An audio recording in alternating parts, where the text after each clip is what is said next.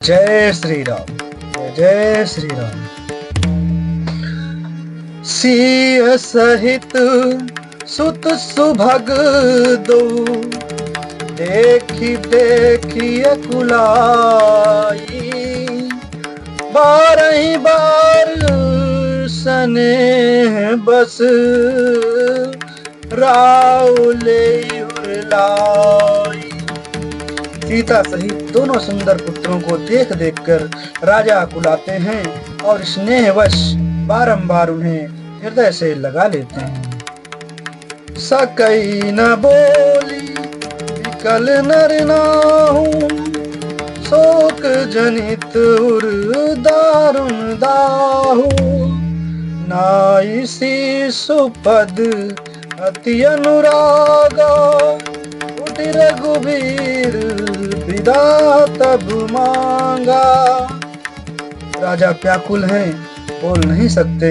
हृदय में शोक से उत्पन्न हुआ भयानक संताप है।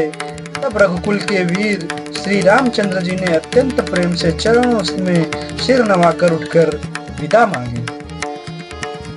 पितु आशीष आयसु मोहि दीजय, हरस समय विस्मऊ कत कीजय।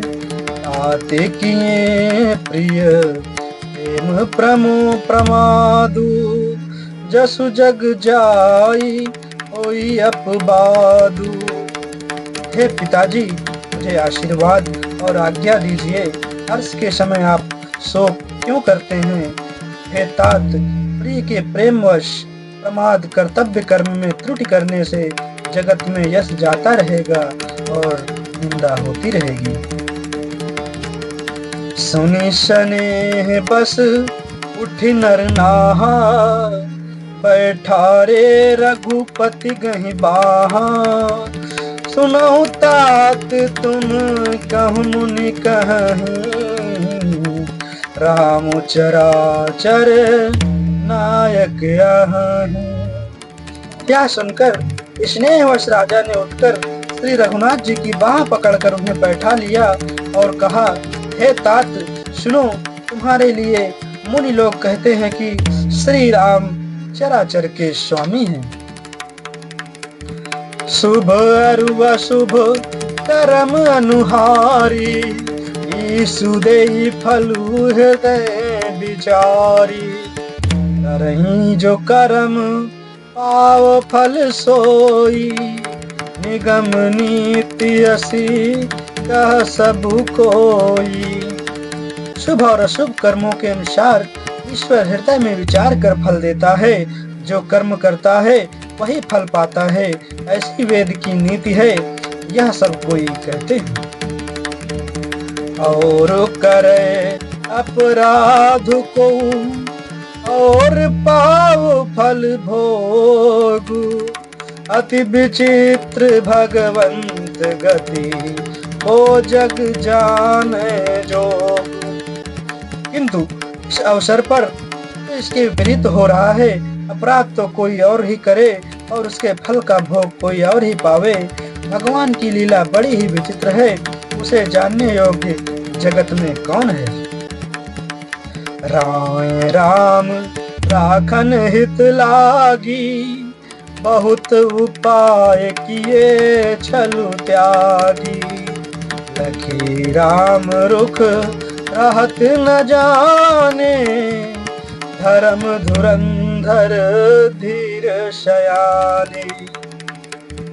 राजा ने इस प्रकार श्री रामचंद्र जी को रखने के लिए छल छोड़कर बहुत से उपाय किए, पर जब उन्होंने धर्म धुरंधर धीर और बुद्धिमान श्री राम जी का रुख देख लिया और वे रहते हुए न जान पड़े। तब नपसिया लाई उरलीनी, अतीत बहुत आति सिख दीनी। कही बन के दुख दुसह सुनाए, सास ससुर पितु सुख समुझाए। तब राजा ने सीता जी को हृदय से लगा लिया और बड़े प्रेम से बहुत प्रकार की शिक्षा दी।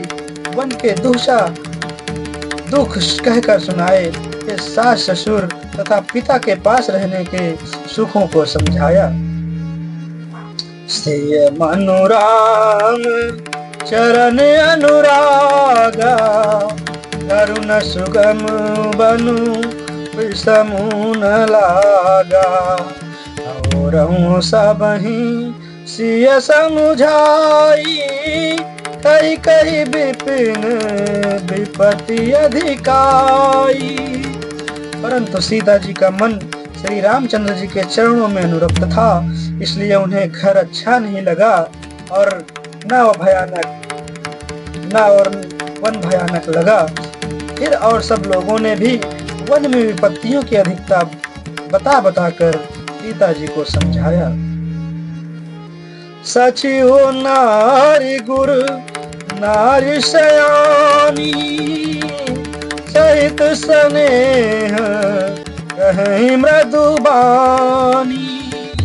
तुम कहूँ ताओ न दीन बनबासु, करऊँ जो कहीं ससुर गुरु सासु। मंत्री सुमंत्र जी की पत्नी और गुरु वशिष्ठ जी की स्त्री अरुंधति जी तथा और भी चतुर स्त्रियां स्नेह के साथ कोमलवाड़ी से कहती हैं कि तुमको तो राजा ने वनवास दिया नहीं है, इसलिए जो ससुर गुरु और सास कहें तुम तो वही करो। सिख शीतलित मधुर मृदु, सुनि सीतहि न सुहानी। शरद चंद चंदनी लगत, जनु चकई अकुलानी। यह शीतल हितकारी मधुर और कोमल सीख सुनने पर सीता जी को अच्छी नहीं लगी। वे इस प्रकार व्याकुल हो गईं, मानो शरद ऋतु के चंद्रमा के चांदनी लगते ही चकई व्याकुल हो उठती है।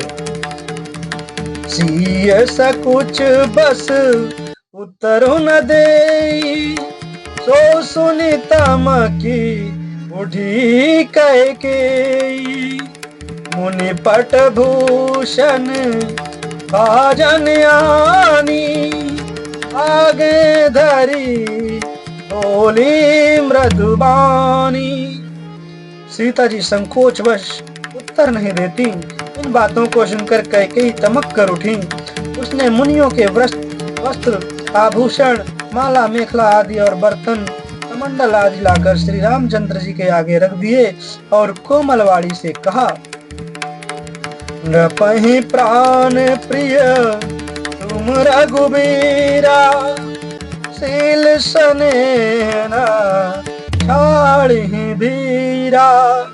सुकृत सुजसु पर लोक नशाऊ, तुम ही जान बन कहीं की काऊ, कहीं न काऊ। हे रघुवीर, राजा को तुम प्राणों के समान प्रिय हो। प्रेम बस दुर्बल हृदय के राजा शील और स्नेह नहीं छोड़ेंगे। पुण्य सुंदर यश और परलोक चाहे नष्ट हो जाए, पर तुम्हें वन जाने को वे कभी नहीं कहेंगे। अस विचारी सोई करहूं जो भावा, राम जननी सिख सुनि सुख पावा। भूपहि बचन पान सम लागे, करहि न प्राण अयान अभागे। ऐसा विचार कर जो तुम्हें अच्छा लगे वही करो। माता की सीख सुनकर श्री रामचंद्र जी ने बड़ा सुख पाया, परंतु राजा को ये वचन बाण के समान लगे। वे सोचने लगे, अब भी अभागे प्राण क्यों नहीं निकलते। लोग बिकल मूर्छित नर नाहु, काह करी कछु सूझ न काहू। राम तुरत मुनि वेश बनाई, चले जनक जननी सिरुनाई। राजा मूर्छित हो गए, लोग व्याकुल हैं, किसी को कुछ सोच नहीं पड़ता कि क्या करें। श्री रामचंद्र जी तुरंत मुनि का वेश बनाकर और माता पिता को सिर नवाकर चल दिए। जय श्री राम, जय श्री राम।